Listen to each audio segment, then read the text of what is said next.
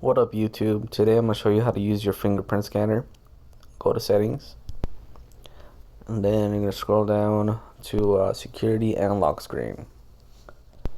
Then I've already added some fingers, but before you add the fingers, it's going to ask you to add a pin.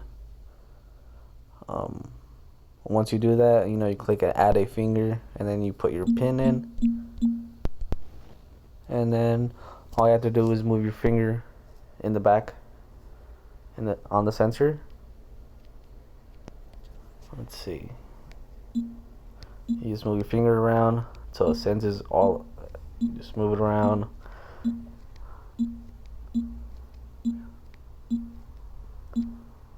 And then it's going to tell you right there that your finger has been scanned. And then you just added a finger.